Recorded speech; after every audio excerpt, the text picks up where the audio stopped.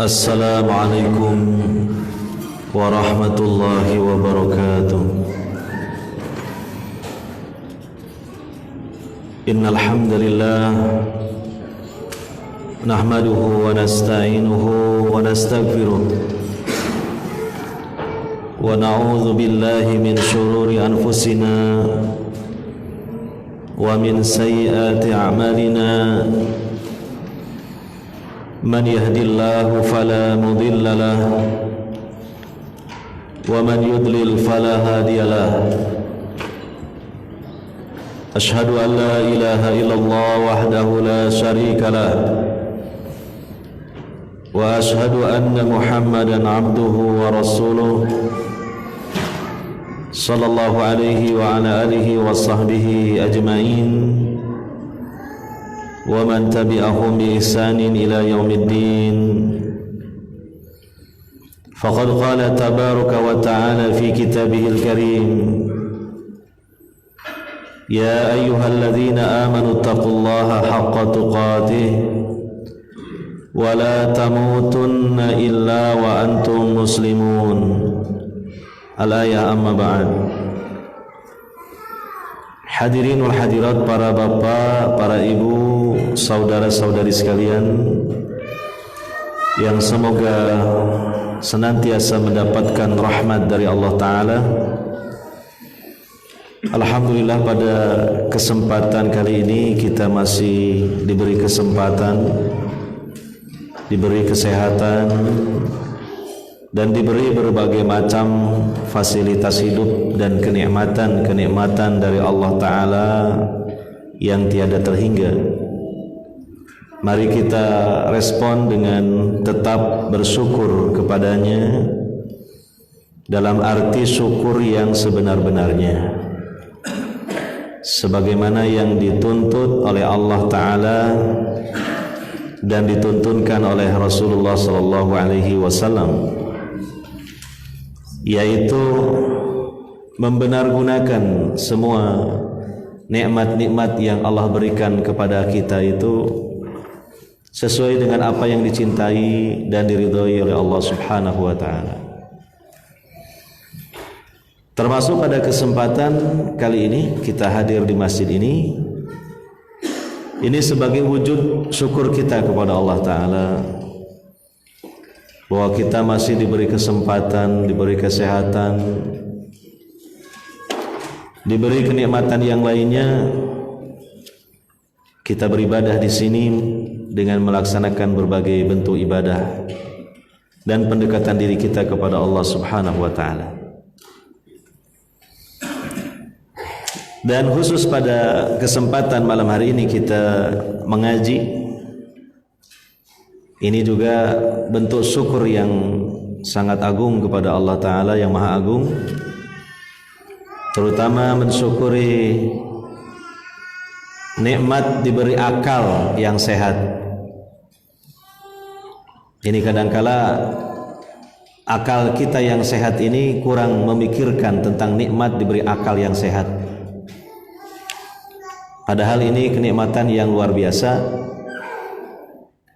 Kalau tidak percaya, bandingkan dengan kondisi seseorang yang akal sehatnya dicabut oleh Allah Ta'ala, menjadi majnun, orang yang gila. Sekaya apapun seseorang, kalau gila itu nggak dihargai sama orang lain. Setampan atau secantik apapun, kalau gila tidak ada orang lain yang menghargainya. Maka di antara syukur kita kepada Allah diberi nikmat akal yang sehat, akal kita ini jangan banyak nganggurnya.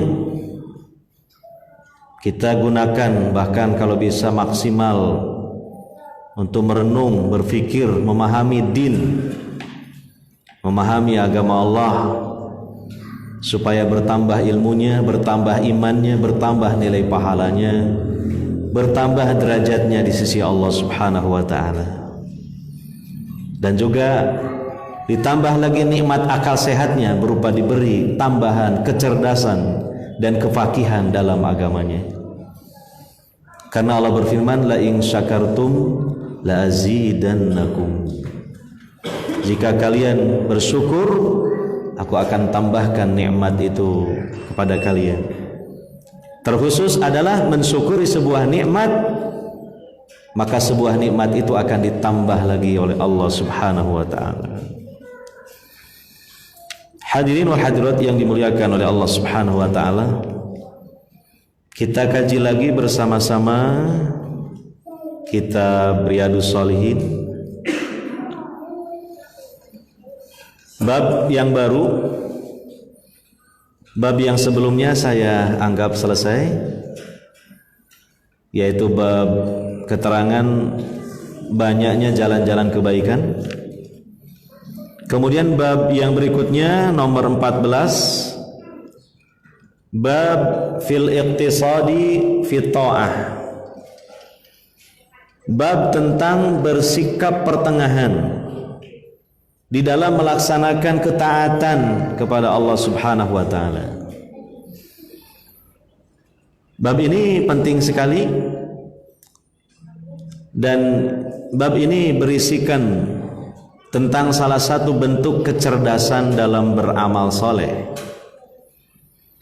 kecerdasan di dalam beribadah. Dan dengan kita setelah nanti insyaallah mempelajari bab ini, kita juga memiliki kaidah di dalam beribadah dan beramal soleh itu. Dan bab ini juga merupakan salah satu tips agar kita bisa berkesinambungan atau istiqomah di dalam melaksanakan ketaatan kepada Allah Subhanahu wa taala. Karena ketaatan yang dituntut dari kita sebagai hamba kepada Allah Rabbul Alamin bukanlah sesaat, tapi setiap saat. Bukanlah hanya dalam hitungan bulan ataupun tahun saja, tapi seumur hidup. Jadi kita membutuhkan nafas-nafas panjang supaya bisa berjalan dalam jarak yang panjang hingga akhir hidup kita di dunia ini. Inilah rangkuman sekilas tentang bab yang akan kita pelajari, al-iqtisad fit ta'ah, bersikap sedang-sedang di dalam melaksanakan ketaatan kepada Allah Subhanahu wa taala. Terutama juga untuk kaula muda, adik-adik saya yang sedang semangatnya menggebu-gebu dalam melaksanakan ibadah dan ketaatan, maka harus ada kaidah yang memandu supaya tidak hanya apa yang disebut dengan mekar bunga semusim, atau yang lebih vulgar lagi adalah anget-anget titik-titik ayam. Ya, titik-titiknya diisi sendiri ya. Anget-anget titik-titik ayam. Kan angetnya cuma sebentar, habis gitu dingin. Ya. Hadirin wa hadirat yang dimuliakan oleh Allah Subhanahu wa taala. Imam An-Nawawi rahimahullahu taala membuka bab ini dengan menyampaikan ayat Al-Quran. Ada dua ayat yang disampaikan, atau ya 3 ayat yang disampaikan. Pertama adalah surah Toha ayat pertama dan kedua. Allah Ta'ala berfirman, Toha ma anzalna alaikal qur'ana litasqa. Toha, huruf to dan ha digandeng menjadi Toha, dan ini tidak ada artinya ya. Ma anzalna alaikal qur'ana litasqa, tidaklah kami menurunkan kepada engkau Muhammad sallallahu alaihi wasallam Al-Quran ini untuk memberatkan kamu, untuk memberatkan kamu. Kemudian ayat yang kedua, yaitu ayat 185 surah Al-Baqarah. Dan ini terkait masalah syariat ibadah puasa Ramadan. Nah, jadi ini sangat tepat karena insya Allah kita beberapa hari lagi akan memasuki bulan suci Ramadan tahun ini. Allah berfirman, yuridullahu bikumul yusra wa la yuridu bikumul usra. Allah menghendaki kemudahan untuk kamu dan tidak menghendaki kesulitan untuk kamu. Nah, ini dua ayat sebagai muqaddimah, dan di sini ada beberapa pelajaran yang perlu kita pahami dari ayat-ayat tersebut. Ketika Imam Nawawi rahimahullahu taala menyebutkan dalam bab sebelumnya, yaitu kasra turukil khair, ya, banyaknya jalan-jalan kebaikan, maka kemudian beliau menjelaskan dalam bab ini bahwa seyogianya bagi seorang hamba untuk bersikap pertengahan dalam ketaatan. Jadi ini sangat cerdas sekali Imam Nawawi. Bab ini memberikan sebuah catatan untuk bab sebelumnya. Kalau bab sebelumnya kan banyaknya jalan kebaikan, wah, sangat banyak sekali. Ya, kita sudah pelajari, padahal itu hanya sebagian saja dari kebaikan-kebaikan yang disebutkan dalam sebagian hadis, ya. Tentu selengkapnya lebih banyak lagi gitu kan. Nah, maka kemudian disusullah dengan bab yang ini, seolah memberikan kaidah, karena mentang-mentang ya bahasa kitanya sudah mempelajari bab banyak sekali jalan kebaikan, sehingga semua kebaikan itu selalu ingin dilakukan tanpa melihat situasi dan kondisi, tanpa melihat kemampuan gitu. Semuanya pengen diborong gitu. Biasa kan, namanya semangat menggebu-gebu kan seperti itu. Ngejos sekali di awalnya, tapi setelah itu langsung turun drastis, meluncur sampai mencapai titik nadir yang paling bawah, KO. Nah, ini maka bab berikutnya ini kaidahnya ini untuk menjaga stamina, kekuatan imaniyah seseorang, sehingga dalam melakukan ketaatan itu tetap bertahan dan istiqomah. Di sini kecerdasan Imam Nawawi rahimahullahu taala. Ya. Maka beliau menyampaikan bab yang ke-14, bab al-iktisad fi ta'ah. Al-iktisad itu apa? Huwa an yakuna al-insanu wasatan bainal guluwi wa tafriti, lianna hadha huwa al-matlubu minal insani fi jami'i ahwalih, an yakuna dairan fi wasatin bainal guluwi wa tafrit.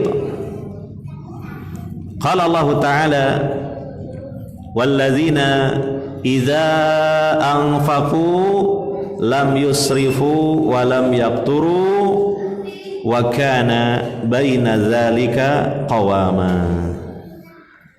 Al-iktisad itu artinya apa? Seseorang bersikap pertengahan dalam melaksanakan agama, antara gulu dan meremehkan.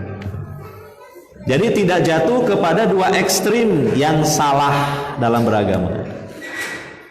Ekstrim pertama itu gulu, berlebih-lebihan, sampai-sampai mengamalkan agama nggak ada dalilnya pun dilakukan gitu.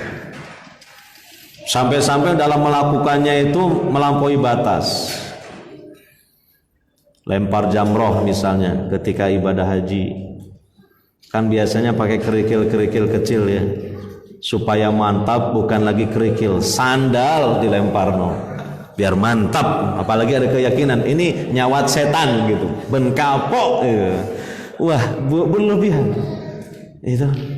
Akhirnya dia pulang nyeker, kepanasan kakinya, nggak kuat. Nah ini kapok ya gara-gara gulu gitu.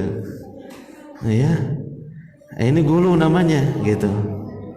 Nah,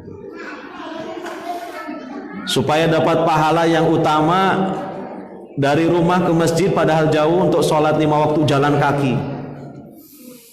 Nyampe di masjid ngos-ngosan, terumus ngemeringet. Sampai dia sakit semua badannya. Besoknya nggak sholat lagi di masjid karena capek. Nah, itu gulu. Gitu. Nah, jadi ini kaidah ini iktisad ini. Iya. Jadi tidak gulu. Nah, sisi yang lain juga tidak meremehkan. Jadi amal-amalnya itu sangat sedikit sekali gitu. Ya, bahkan yang wajib pun dia lakukan secara asal-asalan, asal gugur kewajiban gitu. Ya, nah ini juga tidak demikian namanya iktisad itu. Tidak gulu, tidak juga tafrid meremehkan. Ya, tapi bersikap pertengahan. Karena bersikap pertengahan ini merupakan hal yang dituntut dari seorang hamba dalam segala keadaannya. Maka para ulama mengatakan khairul umur awsatuha. Sebaik-baik segala urusan itu yang pertengahan. Dalam segala hal. Dalam mencintai ya, dalam membenci kepada makhluk, begitu pertengahan. Ya, supaya stamina imaniahnya itu tetap bisa bertahan, bisa stabil itu. Ya. Jadi namanya iktisad itu beredar pokoknya di antara al-gulu dan antara meremehkan. Maka ini prinsip al-iktisad dalam beribadah ini juga Allah isyaratkan di dalam Al-Quran surah Al-Furqan ayat 67 ketika menyebutkan karakteristik ibadur rahman. Dalam masalah infak, ibadur rahman itu adalah walladzina idza anfaqu, dan orang-orang yang apabila mereka menginfakkan sebagian harta mereka, lam yusrifu, tidak berlebih-lebihan. Maksudnya apa? Semua hartanya dikeluarkan. Akhirnya dia keteteran sendiri. Keluarganya yang menjadi tanggungannya pun juga akhirnya kesusahan. Nah, berlebihan dia. Bior gak dipertimbangkan gitu. Padahal yang namanya infak itu kata Allah dalam Al-Quran kulil afwa. Afwa itu artinya kelonggaran harta setelah harta itu digunakan untuk kebutuhan-kebutuhan yang wajib, kebutuhan-kebutuhan yang memang pokok. Ya, tapi kadangkala ada orang jare wong Jawa gunggungan. Infak bior habis akhirnya bingung ngutang. Loh, ya apa ini? Kacau, goncang nanti. Goncang imannya, goncang keluarganya ini. Karena beramal tidak sesuai kaidah gitu. Ini yang disebut dengan kurang cerdas dalam beramal. Ya. Tapi di sisi yang lain juga walam yafturu, tidak bakhil, medit, nah, itu juga buruk. Gitu. Siapa sih orang yang suka sama orang medit? Sampai orang medit pun gak suka kepada orang medit, padahal dia sendiri medit. Saking apanya? Saking buruknya itu. Gitu. Ya. Nah, ada orang saat perumahan paling medit sendiri, ngomong kemana-mana, saya tuh nggak suka sama si fulana, meditnya luar biasa. Padahal dia sendiri tuh paling medit gitu. Masya Allah. Ya. Nah, jadi inilah namanya antara gulu dan antara tafrid, meremehkan, itu namanya iktisad. Wa kana baina dzalika qawama, tapi berada pada posisi di antara kedua hal itu. Antara berlebihan dengan bakhil. Jadi artinya apa? Dermawan tetapi juga terukur. Nah, inilah yang dituntut ya, oleh Allah Subhanahu wa taala dan diajarkan oleh Rasulullah sallallahu alaihi wasallam. Ya. Kalau misalnya ada yang berkata, bagaimana tentang Abu Bakar As-Siddiq yang pernah menginfakkan seluruh hartanya di jalan Allah? Maka kita memahami itu kan cuma sekali itu saja. Tidak setiap kali Abu Bakar seperti itu. Dan kita tahulah Abu Bakar ini seorang yang sangat pandai dalam berbisnis. Dia tahu kemampuan dirinya. Dia juga sangat tawakal kepada Allah akan rizki yang Allah jatahkan kepada dirinya. Maka dengan sikapnya yang cuma sekali itu saja kan buktinya tidak memudorotkan dirinya dan keluarganya. Iya kan? Tapi kalau antum coba, wah jangan ditiru adegan berbahaya ini. Ini hanya diperankan oleh apa? Abu Bakar As-Siddiq. Keliru. Iya. Coba antum seluruh harta antum kuras semua, sak rumah-rumah dijual, infakkan jalan Allah, gelandangan antum, tunawisma, itu, nggak bisa kita meniru beliau. Dan situasi kondisinya berbeda dengan kita. Kekuatan, kesabaran, keimanannya, baik beliaunya maupun keluarganya, beda dengan kita dan keluarga kita, gitu. Nah, jadi tetap kita berpedoman kepada semacam ayat itu tadi dalam surah Al-Furqan ayat 67 dalam infak, wa kana baina dzalika qawam. Jadi demikianlah ketaatan yang semestinya kita lakukan, hendaknya kita lakukan dengan sikap yang sedang-sedang atau pertengahan. Jangan terlalu membebani diri engkau di luar batas kemampuan engkau. Ya, karena pernah ada kejadian pada masa Nabi SAW, sampailah berita kepada Nabi SAW tentang 3 orang dari kalangan sahabat yang kemudian mereka itu ya datang kepada Nabi SAW. Lalu kemudian salah satu dari mereka mengatakan, inni la atazawwajun nisa, saya ini tidak akan menikah, seumur hidup saya nggak akan nikah, saya ingin ibadah terus gitu. Sikap berlebihan ini biasanya muncul dari diri seseorang yang minim ilmu agamanya, ya kan? Minim. Padahal namanya menikah pun kan ibadah itu, kalau dia tahu, kalau dia memiliki ilmunya. Menikah dan berumah tangga itu kata Nabi SAW nisfuddin, setengah dari beragama. Ini porsinya sangat besar sekali. Tapi rupanya belum dipahami oleh seorang sahabat ini. Saya pengen ibadah terus, gak mau menikah, membujang, menjomblo seumur hidup. Gitu. Ya, bayangkan itu.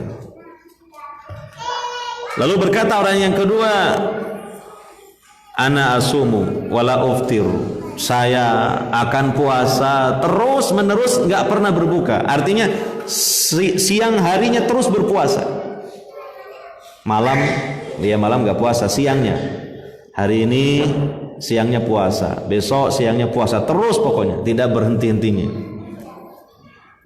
Ya. Lalu orang yang ketiga mengatakan, wa ana akumu wala anam, aku sepanjang malam selalu berdiri melaksanakan sholat malam dan tidak tidur sama sekali. Ini kan menunjukkan gulu, berlebih-lebihan dalam melaksanakan ketaatan kepada Allah Subhanahu wa ta'ala. Maka Nabi SAW menegur mereka dan memberikan nasihat kepada mereka. Ma balu aqwamun yaquluna kada wa kada, bagaimana keadaan kaum-kaum itu yang mana mereka mengatakan begini-begini, aku tidak akan menikah seumur hidup, khawatir mengganggu ibadahku. Yang satu lagi, aku akan berpuasa terus-menerus seumur hidup. Ini kan menunjukkan orangnya tidak berilmu, padahal kan ada hari-hari yang diharamkan untuk puasa. Kapan? Idul Fitri, ya kan, haram puasa ya. Idul Adha, kemudian 3 hari setelah Idul Adha yang disebut Ayyamut tasyriq itu haram puasa. Orang ini mengatakan saya pengen puasa terus menerus, minim ilmunya. Maka disinilah pentingnya kita memperkaya diri dengan ilmu supaya bisa lebih cerdas dalam beramal. Tidak karena semata-mata mengandalkan semangat yang menggebu-gebu. Terus yang ketiga, saya sholat malam terus sepanjang malam. Coba sepanjang malam, ini kan dia kurang ilmunya. Karena apa? Dia kan punya istri gitu. Lah terus kapan istrinya didekati dalam tanda kutip? Oh siang Pak Ustadz, siang itu kan buat bekerja. Dan siang itu tidak seindah malam. Ya kan? Nah, itu karena minimnya ilmu mereka gitu. Maka Nabi SAW mengatakan, ini usolli wa anam. Aku ini sholat malam juga. Bahkan Nabi kan sholat malamnya, Masya Allah, sampai bengkak apanya? Kedua telapak kakinya, saking lamanya sholat beliau. Bacaannya panjang-panjang gitu. Iya kan? Tapi apa? Wa anam, aku juga tidur. Dan juga mendatangi dalam tanda kutip istri-istrinya, dipenuhi hak-hak mereka, gitu kan? Wa asumu wa uftir, aku puasa dan aku juga tidak puasa. Tidak setiap hari beliau apa? Puasa. Sekalipun contohnya di bulan Sya'ban ya seperti ini. Dalam hadis Aisyah, Rasulullah tidak berpuasa sebulan full, tidak berpuasa sebulan full. Yang full satu bulan itu di Ramadan saja. Dan bahkan Nabi SAW juga mengatakan, ya, jangan salah seorang di antara kalian mendahului Ramadan bisaumi yaumin au yaumain, mendahului bulan Ramadan dengan puasa sehari atau 2 hari sebelumnya. Artinya di ujung Sya'ban harus berhenti, jangan puasa gitu. Memperjelas puasa Sya'ban dengan puasa Ramadan gitu. Nah ini sesuai tuntunan ya. Wa atazawwajun nisaa, dan aku menikahi para wanita. Bahkan Nabi istrinya banyak, bukan cuma satu gitu. Maka kemudian Nabi mengatakan, faman rogiba an sunnati falaisa minni. Ini hadis ini populer banget ya. Biasanya disampaikan dalam khutbah akdun nikah atau ceramah walimatul urus. Cuma biasanya diambil akhirnya saja. Faman rogiba an sunnati falaisa minni. Maka barang siapa yang benci terhadap sunnahku, nah berarti itu tadi sunnah Nabi. Sunnah Nabi itu bukan hanya ya sholat terus, tidak, sholat malam, demikian juga ada tidurnya, itu sunnah Nabi. Sunnah Nabi itu bukan kemudian puasa tiap hari sepanjang hidup, tidak. Puasa dan juga ada tidak puasanya, itu sunnah Nabi. Bisa dipahami ya. Jangan separuh. Kalau separuh justru kasus 3 orang ini yang disalahkan oleh Nabi. Coba bayangkan. Jadi memahami dan mengamalkan sunnah Nabi itu harus satu paket lengkap, jangan sepotong-sepotong. Iya kan? Nah, kemudian menikah, nah itu sunnah Nabi. Tidak kemudian beribadah terus gitu sehingga tidak mau menikah. Enggak, ya ibadah-ibadah, ya menikah juga menikah. Bahkan menikah juga merupakan ibadah. Ya. Coba kalau umat Nabi Muhammad SAW mengikuti sunnahnya sahabat ini, bahaya. Umat Islam berada dalam situasi bahaya. Karena kalau tidak menikah dan umat Nabi Muhammad umpamanya semuanya tidak mau menikah, habislah umat Nabi Muhammad SAW itu. Tidak ada regenerasi. Dan musuh-musuh Islam akan dengan mudah mengalahkan kaum muslimin karena populasinya sedikit sekali. Sepertinya sepele, tapi ini bahayanya besar sekali. Gara-gara tidak mau apa? Menikah.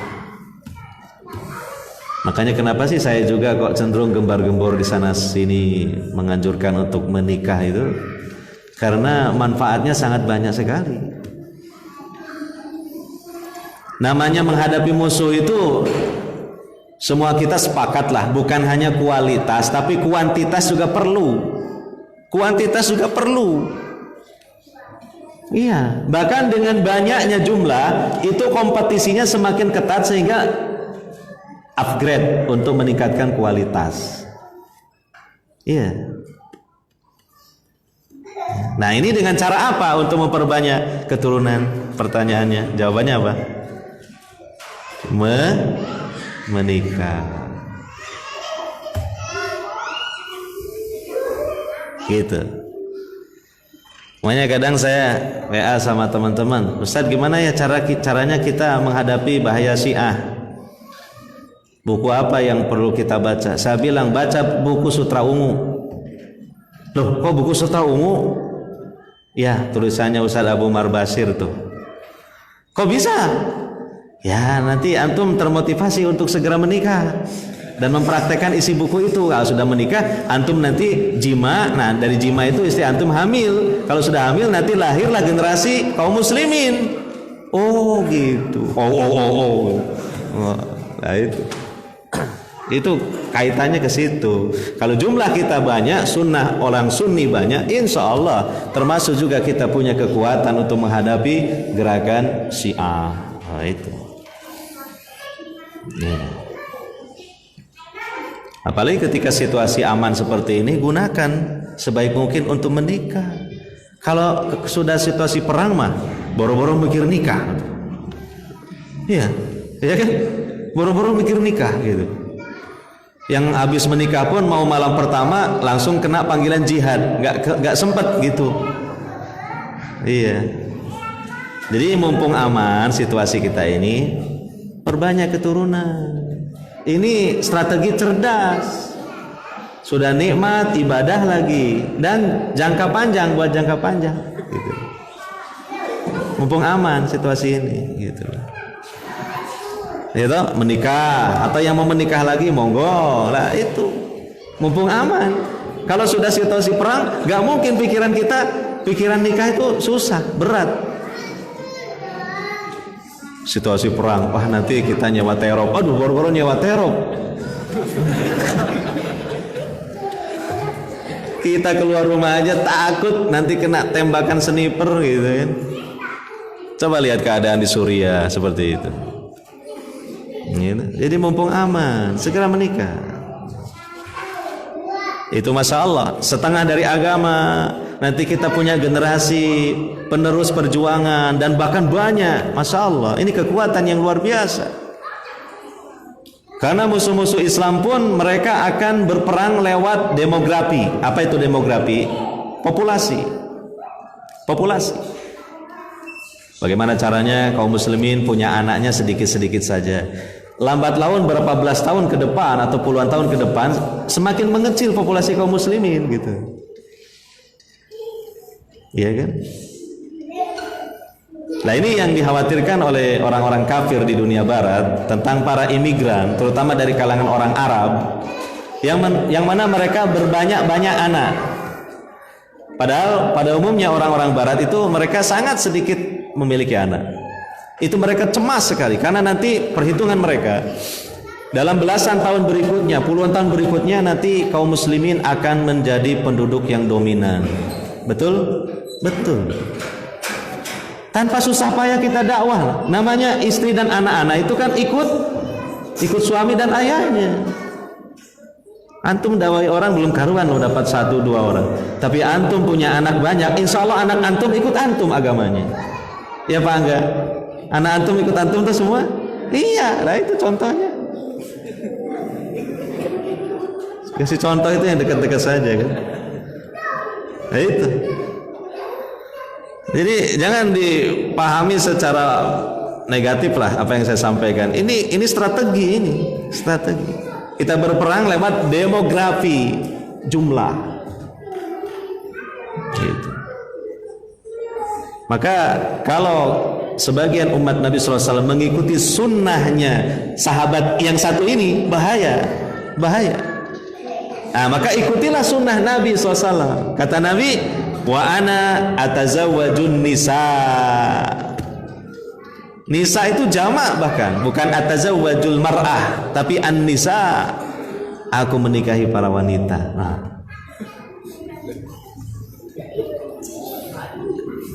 Gitu. Ini para akhwat sangat senang dibahas karena mereka benar-benar dapat perhatian khusus. Menikahi para wanita. Ya kan?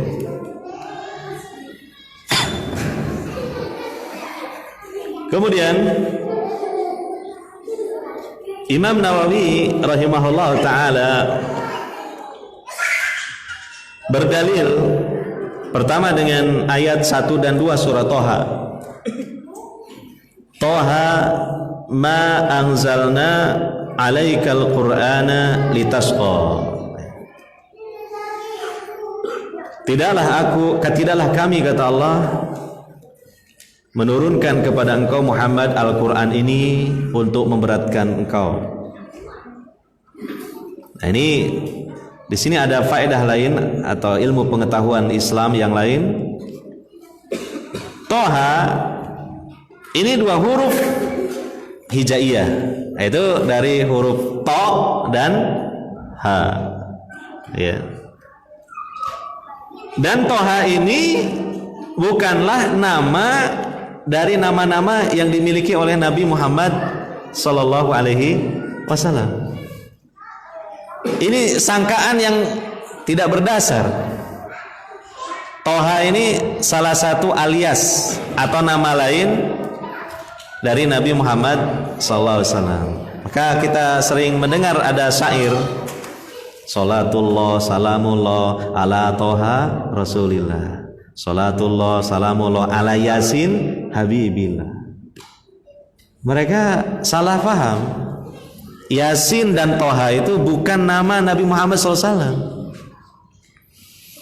Hanya terdiri dari 2 huruf hijaiyah yang tidak memiliki makna. Hanya potongan huruf, ya, yang disebut dengan fawatihus surah atau fawatihus suwar, pembuka di sebagian surah-surah yang ada di dalam Al-Quran. Jadi bukan nama Nabi Muhammad SAW itu. Ya. Dari mana itu dalilnya? Kalau Toha itu nama lain dari nama Nabi kita, sampai disenandungkan dalam syair-syair sejak dulu sampai sekarang. Ya. Jadi Toha ini adalah huruf hijaiyah yang mana Allah memulai sebagian surah-surah di dalam Al-Quran dengan potongan-potongan huruf itu. Ada Toha, ada Yasin, ada Alif Lam Mim, ada Nun, ada Qaf. Itu sudah satu ayat itu. Ya kan? Dan itu adalah merupakan huruf tidak memiliki makna. Karena Al-Quran itu turun dengan lughatul Arabiyah, dengan bahasa Arab. Sedangkan bahasa Arab, dalam bahasa Arab tidaklah potongan huruf itu memiliki makna. Tidak ada maknanya kalau dalam bahasa Arab. Kalau cuma potongan huruf gitu saja. Ya. Tapi akan memiliki makna kalau terangkai beberapa huruf menjadi satu kalimah atau lafaz, baru memiliki makna. gitu. Ya. Misalnya baitun. Nah, baitun ini 3 huruf, ba, ya dengan ta. Jadi bergandeng ya, tersusun menjadi baitun, barulah itu memiliki makna dalam terjemahan kita, artinya rumah itu. Demikian dalam bahasa Arab. Tetapi, nah ini mungkin bagian dari ilmu usul tafsir ya, ilmu usul tafsir, memahami potongan-potongan huruf hijaiyah yang ada pada sebagian surah-surah dalam Al-Quran. Ya, surah-surah dalam Al-Quran yang diawali dengan potongan huruf hijaiyah seperti Toha, Yasin dan yang lainnya, ini memiliki maksud yang agung dan ilmiah, maksud agung dan ilmiah. Ya, yaitu apa?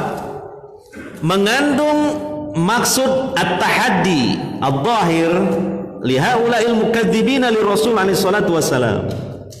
Tantangan bagi mereka-mereka yang mendustakan Rasulullah Muhammad SAW yang menyampaikan Al-Quran. Jadi ada tantangan di situ. Ya, mereka orang-orang yang mendustakan Rasulullah SAW yang membawa Al-Quran ini, mereka lemah, tidak mampu untuk mendatangkan sedikit saja semisal Al-Quran.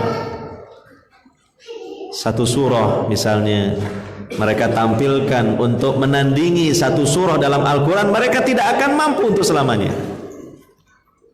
Seperti yang Allah sebutkan dalam surah Al-Baqarah, wa in kuntum fi raibim mimma nazzalna ala abdina fa'tu bi suratim mim misli wad'u syuhada'akum min dunillahi in kuntum shadiqin fa illam taf'alu wa lam taf'alu fattaqun narul lati waquduhan nasu wal hijar, atau fattaqun naru uiddat lil kafirin. Ya. Tidak akan ada yang mampu. Nah, ini sebuah keajaiban. Inilah yang disebut oleh para ahli tafsir sebagai i'jazul Quran. Al-Quran itu mengalahkan, tidak bisa dikalahkan. Itu namanya i'jaz. Dan sudah terbukti dalam sejarah, beberapa orang dari kalangan orang-orang Arab asli yang ahli sastra, dari kalangan penyair, dari kalangan tokoh-tokoh kabilah, ya, dari kalangan orang-orang yang mengaku-ngaku jadi nabi, memunculkan satu surah untuk menandingi satu surah Al-Quran. Hasilnya mendapatkan tertawaan dari manusia, bukannya sanjungan. Tertawaan karena kualitasnya rendah. Ya. Padahal Al-Quran yang memiliki i'jaz, yang bisa mengalahkan dan tidak bisa dikalahkan itu tidaklah diungkapkan dengan bahasa yang asing, tapi dengan bahasa Arab yang sudah dikenal, yang terdiri dari kumpulan huruf-huruf hijaiyah gitu loh. Jadi ini semakin menambah keajaibannya lagi. Lain lagi kalau misalnya Quran itu dengan bahasa yang unik, yang aneh, yang gak dikenal ya, mungkin itu tidak bisa ditandingi, itu mungkin. Ini enggak. Quran ini dengan bahasa Arab yang sudah dikenal oleh orang-orang Arab terutama. Tapi mereka anehnya enggak bisa menandingi Al-Quran. Aneh kan? Jadi coba kita perhatikan ya, komposisi Al-Quran itu adalah surah-surah, ya, surah-surah kan, 114 surah, ya. Satu surah terdiri dari beberapa ayat, ya kan, beberapa ayat, ya. Satu ayat terdiri dari beberapa lafaz atau kalimat, ya kan. Satu lafaz atau kalimat terdiri dari beberapa apa? Huruf hijaiyah, huruf hijaiyah. Bisa dipahami di sini? Apa maksud yang agung dari Allah mengawali sebagian suratnya dengan potongan huruf hijaiyah? Bisa dipahami? Ya, berkenaan dengan ijaz apa? Al-Quran. Toha ini adalah sampel kecil, contoh kecil, miniatur dari ayat-ayat setelahnya, bahwa ayat-ayat setelahnya pun tidak lebih tidak kurang merupakan kumpulan dari huruf-huruf hijaiyah seperti halnya to dan ha. Tapi anehnya tidak terkalahkan, itu bisa dipahami. Ini ilmu buat kita. Kenapa sih? Apa sih hikmahnya Allah menyebut potongan huruf hijaiyah di sebagian surat dalam Al-Quran? Ada alif lam mim, ada yasin, ada toha, ada qaf, ada nun, dan seterusnya. Itu maksudnya. Oleh karena itu bisa dikatakan hampir semua surat-surat yang diawali dengan potongan huruf hijaiyah setelah itu menyebut Al-Quran. Coba antum perhatikan ini. Setelah itu menyebut apa? Al-Quran. Contoh surat Toha. Toha ma anzalna alaikal qur'ana litasqa. Loh, menyebut Quran kan? Yasin wal Qur'anil Hakim. Loh, kan menyebut Quran. Surah Al-Baqarah, alif lam mim, dzalikal kitabu la raiba fi. Dzalikal kitab maksudnya apa? Al-Qur'an. Nah. Terus dalam surah Luqman, alif lam mim, tilka ayatul kitabil hakim. Al-Qur'an. Nah, coba antum perhatikan itu. Ayat kedua setelah potongan huruf hijaiyah itu mesti keterangan tentang apa? Al-Quran, keunggulan Al-Quran. Itu maknanya. Jadi kita jadi paham apa sih manfaatnya, apa tujuannya. Kok potongan huruf hijaiyah yang tidak ada artinya? Memang tidak ada artinya, tapi mengandung maksud yang besar, yaitu apa? Ijaz Al-Quran. Sudah isya belum? Oh sudah. Ya sementara itu dululah. Ya. Belum kita membahas tentang materi utama. Masih sedikit al-iqtisad fi ta'ah. Ini saja dulu. Mohon maaf saya tidak membuka pertanyaan ya. Insyaallah di waktu yang akan datang. Jadi kita akhiri pengajian kita sampai di sini. Subhanakallahumma wa bihamdika asyhadu an la ilaha illa anta astaghfiruka wa atubu ilaik. Wassallallahu ala nabiyyina Muhammadin wa ala alihi washabbihi ajmain. Wassalamualaikum warahmatullahi wabarakatuh.